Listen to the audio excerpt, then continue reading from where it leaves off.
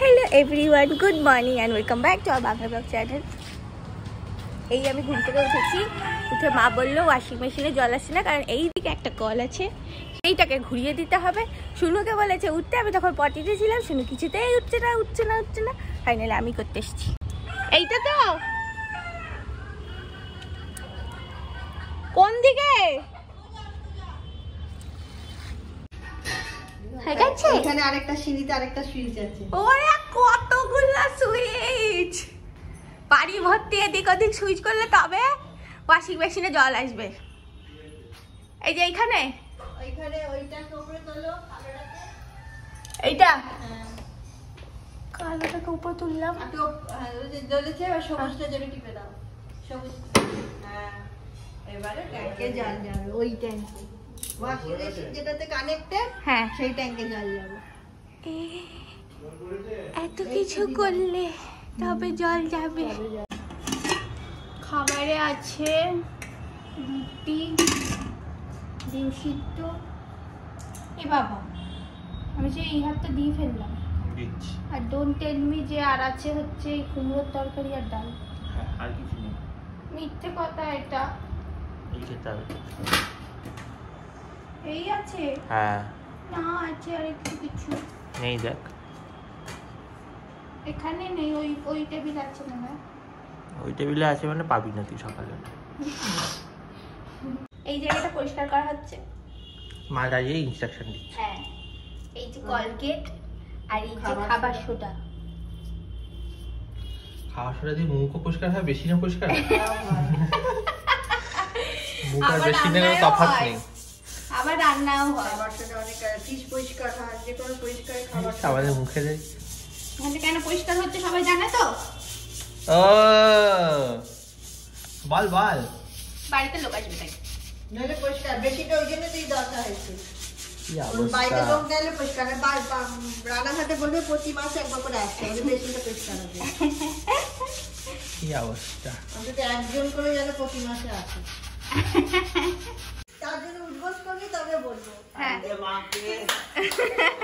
মায়ের সাথে ঝগড়া করেছি, আমি আজকে উদ্বোস করেছি। তুমি মেয়েটার মতো করতে আসে, মেয়েটার মতো বলো না।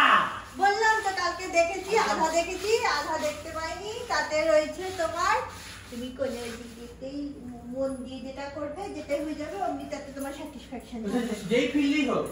হ্যাঁ, এই যে ফিল্ড মানে কি এরকম বলেছে, মানে আবার আরেকটা কাজ, ওটা মনে শান্তি কিছুতে নেই।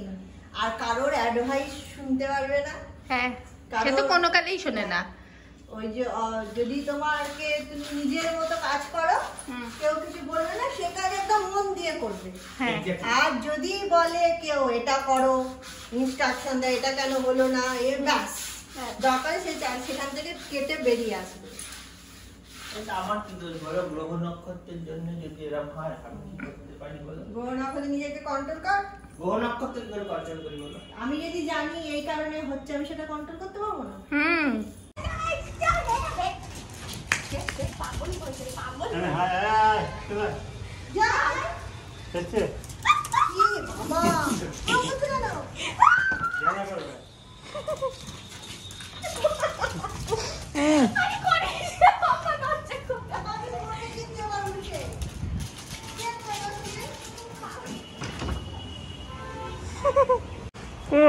দেখো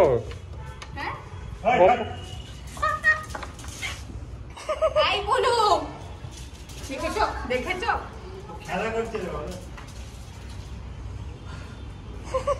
ভয় লাগে মাঝে মাঝে।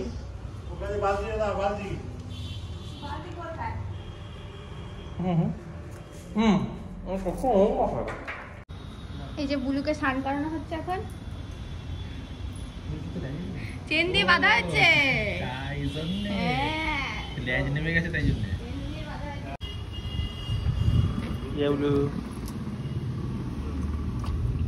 সবুজটা জল না, এখানে অনেক ফেনা।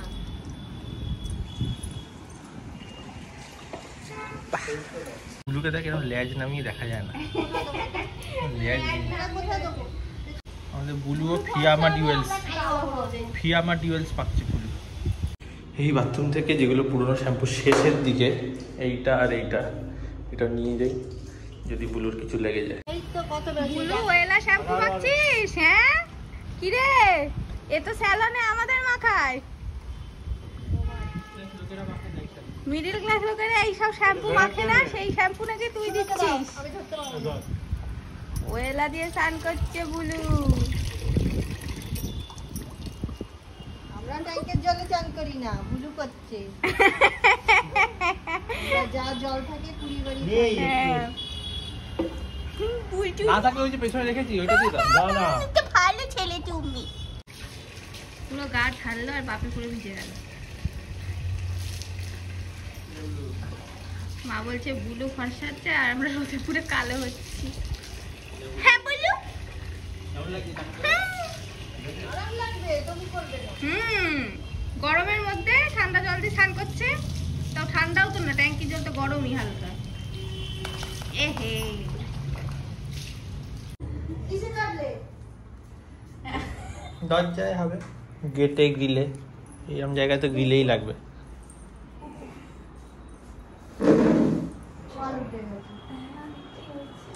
কি করে বলতে তো হবে কি করে? ওই বাইরের গেটটা গ্রিলেতেই হয়। আমারও হয়েছিল গ্রিলে। ছাল চাপার কোনো দরকার নেই জানিস, ছালটা উল্টো দিকে টান মেরে তুলে বলছি ছালটা উল্টো দিকে টান। তোমার বলছি যে মস্তিষ্কে বিভ্রাট আছে না, উপর থেকে 10 বার থালাটা তুলছি, রাখবো, রাখতে আবার 3 বার করে তারপর রাখলো থালাটা। সগরি কিনা ক্যালকুলেট করছে না, সগরি তো মাছই তো রয়েছে, ওই কারণেই হয়েছে। ওই জিনিসটি বাদ দিয়ে দাও, তাহলে দেখবা সব ঠিক হচ্ছে। তো আমি স্নান করে এলাম, তবে তোমাদেরকে বলি ওই উঠবোসের ঘটনা থেকেই রিলেটেড ব্যাপার পুরোটা। তো ব্যাপারটা হচ্ছে উঠবোস করার কারণ হচ্ছে কালকে মায়ের সাথে একটু তর্কাতর্কি করেছি। তো যাই হোক, তা করার কারণ আমার বাড়িতে যদি কোনো আমার সাথে বা আমাকে নিয়ে যদি কোনো অশান্তি হয় তার একটাই এখনো মানে একটাই কারণ, এবারে অন্য কোনো কারণে অশান্তি হওয়ার কোনোদিনও কথা নয়। সেটা হচ্ছে আমার কেরিয়ার চয়েস রিলেটেড। আমি চাকরি করতে মানে আই ডোন্ট সি মাইসেলফ যে আমি করি, আমি অনেকবার বলেছি ভিডিওতে। এবারে ব্যাপারটা হচ্ছে কোথায়, প্রবলেমটা কোথায়, যেহেতু আমি ওরকম কোনো ফ্যামিলি থেকে বিলং করি না যেখানে কিনা কেউ চাকরি ছেড়ে লাইফে দাঁড়িয়েছে বা কোনো ব্যবসায়ীকে নিজের চোখের সামনে ব্যবসা করে বড় হতে দেখেছি, তাই জন্য আমি স্টেপসগুলো জানি না। এবারে আমার কন্টেন্ট ক্রিয়েশন নিয়ে বড় হওয়ারই আমার একমাত্র স্বপ্ন। প্রতিটা মানুষের নিজের স্বপ্ন থাকে, সবাই সব কিছু করতে পারবে না। আজকে যদি আমি কাউকে বলি ভিডিও করে রাস্তায় ভিডিও করতে পারবে না, সেরকম আমাকে যদি বলা হয় আজ থেকে 10 বছর ধরে তুমি চাকরি করতে থাকো, আমি সেটা পারবো না, অ্যাকসেপ্ট করতে পারবো না। তার কারণ হচ্ছে যে আমি আমার বাবাকে দেখেছি যে লাইফটা লিড করেছে, তো I have to surpass that. মানে আমার বাবা যেটুকু করে গেছে মানে প্রপারলি চাকরি করে, আমাকে সে তার উপরে যেতে হবে। এবার তার উপরে যাওয়া মানে অ্যাকচুয়ালি মাসে 5 থেকে 10 লাখ টাকা কামানো, আর সেটা চাকরি থেকে করা মানে কি বলতো, হয়তো হলো অনেকেই করছে যারা মাসে হয়তো 5 লাখ টাকা কামায়, আমি জানি না, চিনি না কাউকে, বাট ধরলাম কেউ করছে। প্রবলেমটা কোথায়, আমি যদি 5 বছর সেই চাকরিটা করার পর 6 নম্বর বছর চাকরিটা ছেড়ে দিই, আমার কাছে টাকার ইনকাম বন্ধ হয়ে গেল। But I want to create a career যেখানে কিনা আমার টাকার ফ্লো কোনোদিনও বন্ধ হবে না, there is no retirement to it. আর শুধু রিটায়ারমেন্ট বা টাকার ফ্লো বন্ধ হওয়ার কথা নয়, সেই টাকার কোনো মা বাপ থাকবে না যে কত টাকা কামাতে পারবো, টোটালি ডিপেন্ড করবে আমার এফার্টের ওপর অ্যান্ড আমার পপুলারিটি বা আমার রিচের ওপর, কত লোককে আমি চিনি বা কতটা পাওয়ার আমি থাকছে, যার উপর আমার ইনকামটা, তুমি সেটা বুঝতেই পারছো। লাইক আজকালকার সোশ্যাল মিডিয়া লাইফে সেটা কতটা ইজিলি পসিবল, ইজিলি বলাটা ভুল বাট পসিবল, রাইট? তো সেই জিনিসটা আমি এস্টাবলিশ করতে চাইছি অ্যান্ড জব থেকে সেটা কোনোদিনও হবে না। অ্যান্ড ওই একটা জিনিস আমাকে খুব প্রবলেম করে যে সামওয়ান ইজ মানে আমাকে কারোর কাছে রিপোর্ট করতে হচ্ছে, মানে আমি কারোর অবভিয়াসলি চাকরি মানে চাকর হওয়া কারোর, রাইট?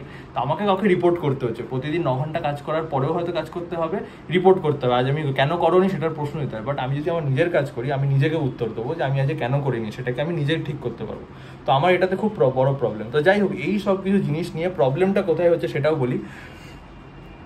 আমি যে রাস্তায় কারেন্টলি চলছি সেটা হচ্ছে 2 নৌকোয় পা দিয়ে চলছি, সোজা কথা। এবার যদি বলি আমি চাকরির রাস্তাটা একটা জনবসতির রাস্তা, নর্মাল একটা রাস্তা যেখানে লোকজন অনেক লোকেই হাঁটছে, বাট আমি হাঁটতে যাই হচ্ছে জঙ্গলের রাস্তায়।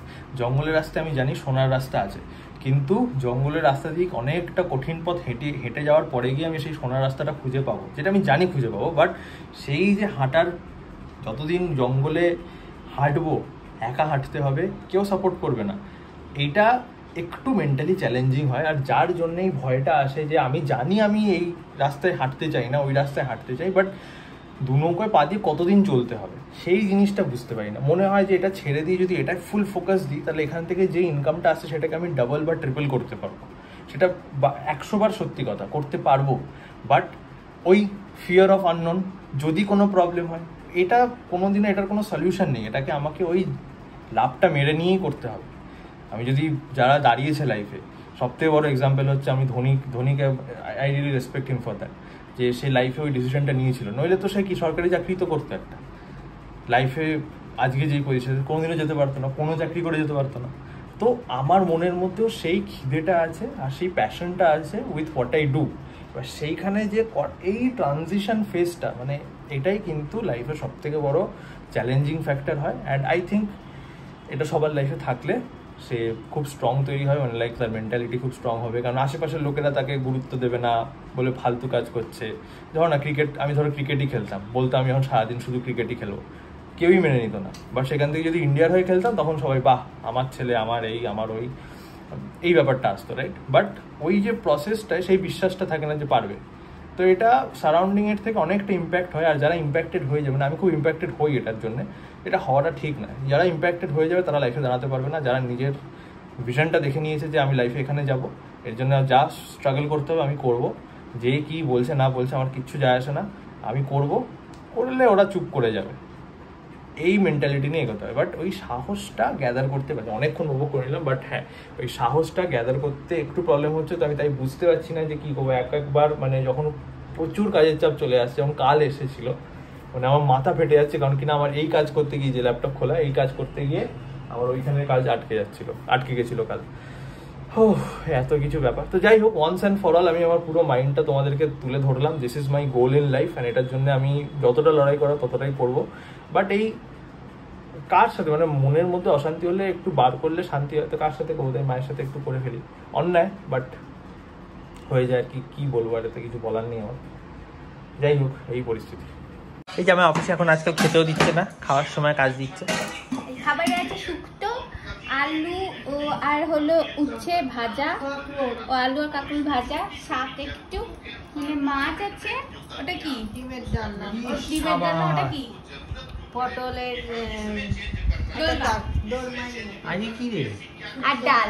উঠবোস করেছি বলে ডিম এখন নয়, তা বলে হ্যাঁ ডিম এখানে 3টে। ও বাবা, ইনু তো মাছ পছন্দ করে না, তাই ইনু ধরে ডিম খাবে। আর যে মাছ খাবে না সে ডিম খাবে। ও ব্যাস, আমি মাছ খাবো না। সারাটা দুপুর ঘুমোতে পারিনি এর জন্য আর মায়ের জন্য। সেই তো, সেটা মায়না কে করেছে? কুষ্টি দেখো রে, এর কি ওর কি। এবার একজনের আমার দিয়ে শুরু হয়, পুরো পরিবার ঘুরে নেয় প্রতিবার। সারাদিন না ঘুমিয়ে এখন ঘুম পাচ্ছে। চা খাওয়ার টাইম, বাপি তো ঘুমিয়ে উঠেছে, বাপি বলে চা খাবে, আমাদের চা খাওয়ারই টাইম হয়ে গেল। যাই হোক, এখন বাজে 5টা বাজে দেবে। আমি অফিসে কলে ছিলাম, অফিসের কলে আজকে ক্লিয়ারলি বলে দিয়েছি আমাকে যদি 5 দিনই আসতে হয়, তাহলে পরিস্থিতি এমন যে আমাকে টার্মিনেট করে দেওয়াটাই ভালো। আর যদি তার থেকে কম এলে হয়, তাহলে আমার ম্যানেজ করার পসিবিলিটি ইজ দেয়ার, এরকম আমি বলেছি। তো সেরকম বলছে, টার্মিনেশনের অবধি তো প্রশ্ন নেই। তা টার্মিনেশনের যদি প্রশ্ন নেই, তাহলে অফিস গিয়ে কী করবো? ইন্দ্রাণী এখন পড়াচ্ছে, মানে অনেকক্ষণ হয়ে গেল, প্রায় 9টা বাজতে যায়। আমি এখন এই অফিসের কাজ করছি আর এখানে একটু গেম খেলছি। তো যাই হোক, আমি যাবো হচ্ছে দোকানটায়। কালকে যেতে পারিনি, আজকে যাওয়ার কথা ফোন করে যাই না। ওখানে গিয়ে আমার যে জলদি খোলা চ্যানেল আছে, ওখানে কিছু শ্যুট আছে, ওখানে গিয়ে করবো। এবারে দেখে যাক কেমন পরিস্থিতি হয়। তো এই হয়ে গেল ইন্দ্রাণীর পড়ানো। এখন আমরা আর 5 মিনিটের মধ্যে লাইভ যাবো, বিকজ আমরা রুটিন বানিয়েছি যে প্রতি মাসে একবার করে লাইভ যাবোই যাবো দুজনেরই ইনস্টাগ্রাম চ্যানেলে। তো আজকেই সেই দিনটা।